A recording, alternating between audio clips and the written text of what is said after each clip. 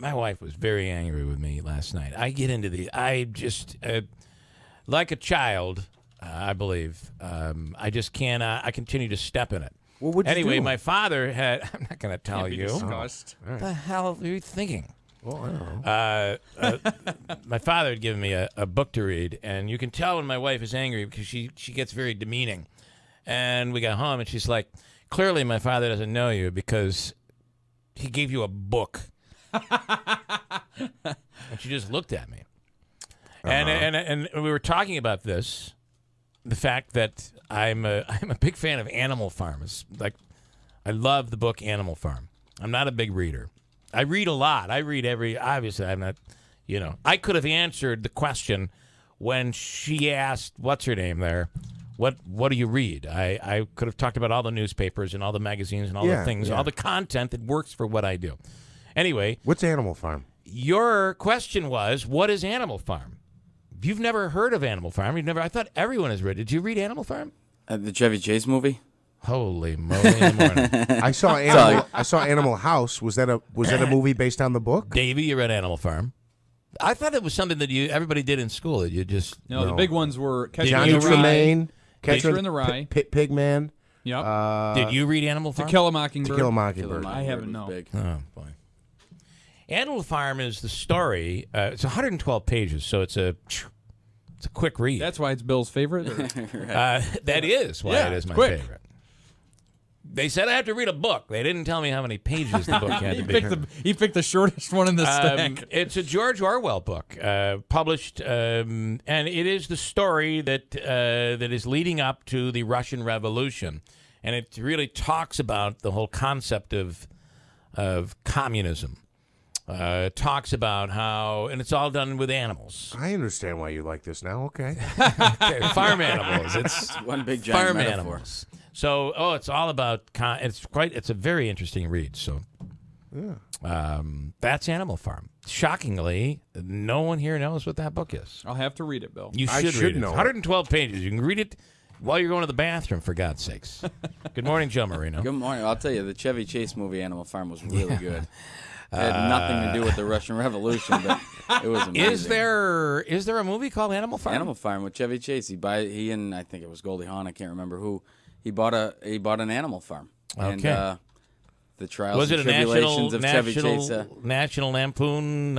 It was movie, akin to that, but I don't know if it was one of the. Yeah, but no, he. There were no pigs in the movie. Moves from Manhattan, there was pigs, sure, but once again, the pigs start walking on 2 feet, that's when you know. Yeah, there was no czars. They've lost the concept of sharing the wealth. The power. They're out of control. That's you'll someday read it. You should read it. Okay, last night there were people for and people against at the MVHS meeting, and you guys had them in at the Common Council the night before. The night prior. So, what are your thoughts? I thought it was a pretty good showing on both sides yesterday. Yeah, see, for me... Were you at the meeting last night? I popped into the 2 o'clock just to see what was going on. I heard how it was going to go, and I'd like to have seen how it was going to go. There were 2 sessions. 2 sessions, both pretty much the same in that when they came and presented to us on Wednesday, we asked about what was going to happen the night following. Yeah. Kim Way, the architect, he came in a day early, in fact, to come to our council meeting and present the new site plan. So I asked him what was going to go on, and Bob Schofield, presented very well, and he said that there would be focus groups, so they would do a presentation. Like we've all seen at Hotel Utica, and that was basically what they did to our council. And then after that, they would do focus groups as to what people thought about the site plans, and I thought that was encouraging. For me, I think I've been a proponent of this hospital for a long time, since its inception. I've always had a criticism of no transparency or no communication, and I think what's happening now is you're getting that. So you're seeing fear subside to a degree.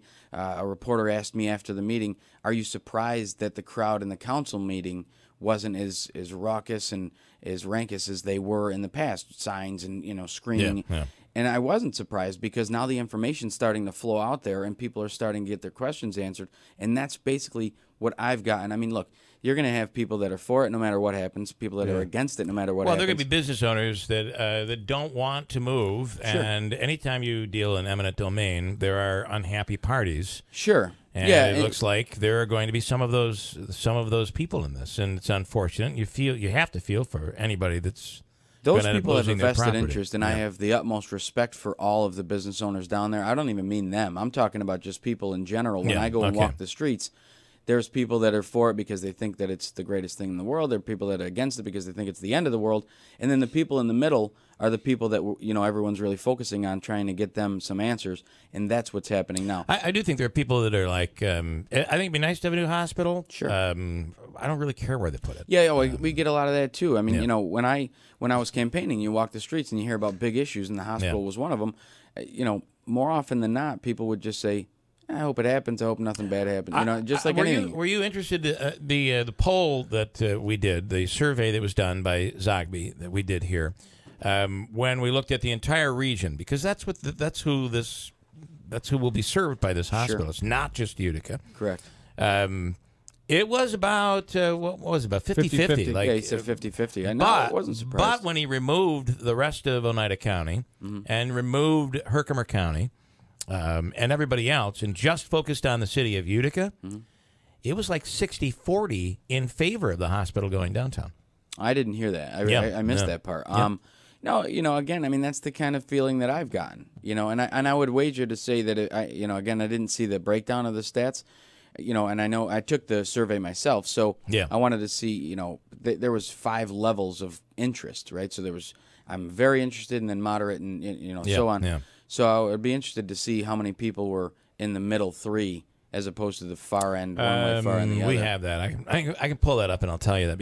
At the end of this interview, I'll get to that, Andrew. So, you talked about how now, worries are starting to be eased. You've kind of had this meeting with them on Wednesday in these 2 sessions, and they're making real steps. I mean, I'm hearing the interior design's complete. I'm hearing that they've hired the attorneys to go forward in the process. I mean, it looks more and more every day like this is a done deal and it's happening. It seems that way. I mean, that's the thing, too, that frustrated a lot of people is, if this thing, don't forget, we've been talking about this for 3 New York State budgets. So if this was a 6-month, 8-month process, they got a certificate of need, which they haven't even gotten yet, the hospital. I asked them when they expected that. They said first quarter of next year. So if this was an 8-month process, there would be much less angst or tension about any of this.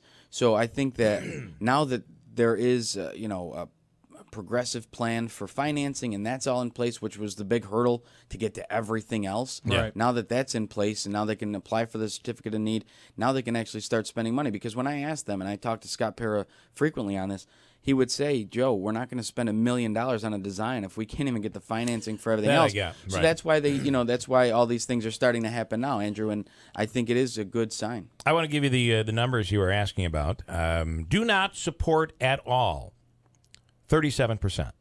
Mostly unsupportive, 9%. Somewhat unsupportive, 4%. Somewhat supportive, 9%. Mostly supportive, 12%. Totally supportive, 29%. And when you look at the combined unsupportive versus the combined supportive, it is an exact 50-50. Yeah. But if you remove the county and you remove the valley, it was about 60-40 in favor of the hospital going downtown. Now, with that said, Jim Zecca did one of those Tonka truck polls, and it came back at over 90-10? It was 90-10 like 90-10 again. I think it was 70-30, was Something it? like that. 65-35. Anyway, Jim says... Jim's texting me all morning. Jim, text me what the numbers were. I did receive an email. I did receive an email from Jim just moments ago, and he said 75% of the people, by raise of hands in the room, don't want the hospital downtown at last night's meeting at the Radisson. I just watched that video. That's kind of... There wasn't a ton of people at this portion of the meeting. Can I say that this? He sent the video for. I don't dispute that. When you're against something, Right, I don't either. you get out of your bed, you get off your couch, Right. you get out of your house because you're angry. Right. You pull a Zecca and you go out and you protest. That's what happens. I remember Joe Marino was out there protesting the Stewarts. Remember that? That's I wish people would read my articles in the paper. I was never against the Stewarts. I didn't want them to take the house down. I didn't want them to take a house. The fact is, do you agree that people who are against are far louder, are far more aggressive, are far more active than people that are for? It's just the way, because the people who are for assume it's going to happen. I don't need to do anything. Right, and you know, I've been through several issues like that, especially on the council. Stewart's being one of them, right? So you get, it's the same issue but a grander scale. But not only that, I mean, I remember the arterial. I had to write a resolution to Albany saying that we actually did, in fact, want the arterial, because the only thing that we heard coming out of City Hall was that the arterial project was going to be, you know, the death nail in West Utica's coffin. The roundabout, before I even got in, was protested heavily. Yeah. But, you know, again, those types of things, and I agree with you wholeheartedly, when people are passionate in one way or another. If someone was super passionate about being for, which there are a few people that are like that now with this hospital, then they come out and they try to counter protest. But that's why I was interested in the median numbers. There's about 40% of the people that have really generally not a strong opinion, right, and they're just waiting for answers. But you're right. I mean, that room was meant to be filled with people that were concerned. Not to say that they're naysayers, but that they're concerned. Yep. And when you're concerned, it's generally because you think something bad could happen.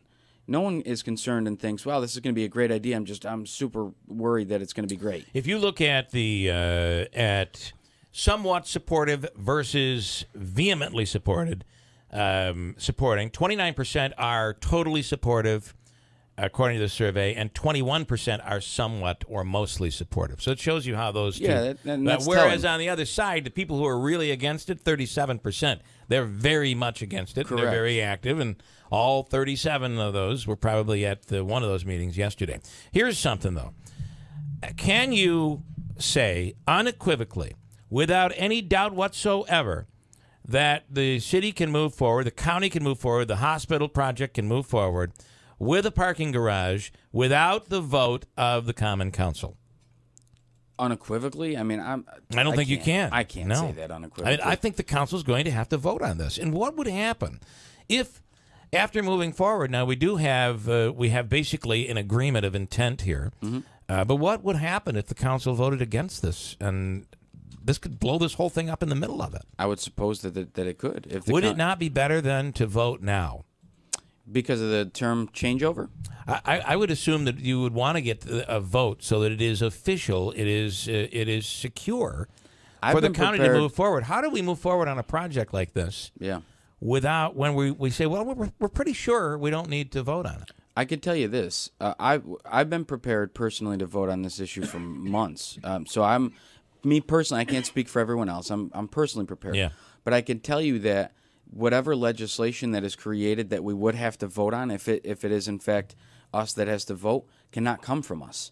So it has to be from the mayor's department to bring it to us. So we can't vote. It's not like I could write that law. I could write laws as a lawmaker in the city of Utica. I could write anything.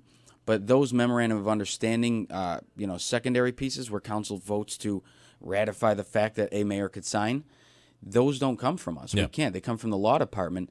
So, will you introduce legislation to reverse the term limit extension? Yes, without a doubt. That will happen when? Second meeting in January. Okay. In that polling that Zogby did, what is your level of support for keeping term limits for elected officials in the city of Utica? Keeping term limits. It didn't get specific, but it's saying keeping them basically as to where they are.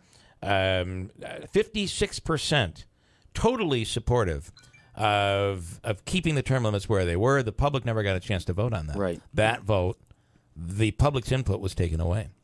That was the biggest problem with it. It was never the philosophical debate, are term limits good or bad? And based on who has won and who lost in the Common Council, I really never looked at this specifically. Has the voting changed? Has the makeup of the council changed to the point where you might have some success with legislation? Correct me if I'm wrong. Only one of the people who voted to extend the limit was defeated. Correct. Yep. Yeah, that's so correct. the other four won re-election. But one would make a big difference here. It would. It was a 5-4 vote one way. So, on a straw poll in my mind, perhaps it would be a 5-4 vote the other way, or someone has changed their mind given the fact that a lot of water has gone under the bridge and I don't want to call it backlash. It just genuinely was inherently wrong to take away the will of the people, and I don't know that. I understand what you're saying. You're right. This could swing it the other way, but at the same time, I'm just saying. So many people were against it. But they only decided to knock one of them out. You know what I mean? But those were it was late in the game. It was late in the game. Very, very close elections. Yeah, and the Lemetico issue, I know that was an absentee ballot. He initially was short, but the absentees pushed him through. So I'm just surprised that if so many people are against it, that they I think wouldn't. there were a lot of people in the Common Council race this year that just kind of said, "I'm running," and they ran sloppy campaigns. Sure. And as a result, they didn't win. Lemetico knew how to win. Those absentee ballots, that was big. Yeah. Yeah, it was. And those absentees, don't forget, are mailed out, a month in advance, so people fill them out when they first get them. But again, look, Jack's a decent man. I mean, he's always been a good man. I believe personally he made a mistake. I have no problem telling the world that I think he made a mistake along with the rest of them. But I continue to hold out hope because he's always been a decent guy and the rest of them have been decent people, that perhaps they maybe miscalculated the will of the people and they thought that they were doing something that maybe – and I know that they've heard about it after, right? Yeah, after the vote. I mean, they got hammered. And that's, something you could always put it up for a referendum vote next year. Of course. And that's the thing. And that's Which why – will be a very busy it'll be the Brindisi-Tenney race. So it'll you're be a going to busy have year. Big turnout. Right. Finally, the last thing I want to ask you, the city has come out and presented its case and has said what is being told on the Chief Brooks issue is much different than what we have reported and what the chief has talked about. And they are saying they had no choice to do what they did. Have they swayed you at all? Is the treatment, can you at all find anywhere where you could justify the treatment of Chief Brooks? Chief Brooks is the icing on a giant cake of mistreatment by the city. I think that it's incomprehensible that they'd even defend it publicly. The fact that I come out, I'm an accountant, right? I'm a council part-time. These people are full-time attendants of the city of Utica, and they're on the radio defending themselves as though it's a political game. That, me talking about it is one thing. You could say, look, what does he know? What does he have a right to talk about it? I talk about it as a citizen, not as a councilman. I just live in this city. I love this city. I don't like to see people who've worked here for 40 years get treated like that. They did say that this was something that was not. We had heard stories that it was the mayor, and then the corporation council had to come in and kind of clean this up. They're saying that's not true. That this was debated. This was based on recommendation from more than one doctor. That they are not only protecting the chief, but protecting other firefighters and the public by making this move. My question was, couldn't there have been a way to say, we need you to no longer, based on your health, we need you, we don't want to see you in there fighting a fire. It has to be more of an administrative position. Yeah, look, again, I find it abhorrent the way that this whole situation's been played out. I can't even sugarcoat it. It's not appropriate. It's just again, it's a long line of nonsense like that. Chief Brooks is a great guy. He served the city for 40 years. The fact that they're willing to put this out on display. So in my estimation, I've talked to the chief several times. He's essentially having to defend himself in his career against the entire city administration, and I think that makes it even worse. Yeah. I mean, what an awful send-off to a man with right. I can't thought of by so many as a hero. Yeah, I'll tell you. The short answer to your question is no. They haven't swayed me one single bit. All right, Joe Marino, we thank you as always, guys. Thanks so much for having me. Our Christmas, big Christmas show, as you know, is a biggie every year, and I'm looking forward to it. 2 weeks from today. Every time I'm in here, it seems to be that I'm with Malatesta, and I'd like to do that again if I could. And in some way or another, we always have a little bit of fun. And if I could, just really briefly, I didn't want to start my segment with it, but I'd like to end. I just want to wish Joe Hobaika's family. Joe Hobaika Sr. passed away. He was a true champion of Utica. He's worked diligently for us for decades, and that's a big loss to the city, but a huge loss to their family. And I know Joe Hobaika has been an integral part of, Junior has been an integral part of your show. So if he's listening, I'd like to wish him and his family a really, really strong condolence, and my prayers go out to them. That's a tough time for them. It's a really great story in today's OD. There was. About Joe Sr. If you get a chance to read it. And it's not somebody that was loud and out there looking for the, but he always got his point the across. attention. So a lot of people will be very surprised when you read of all the things that he did during his career and all the things he really did for Utica. He was a pretty good man. big. Yeah. Good man. By the way, the calling hours will be on Monday for Joe Habaika Sr.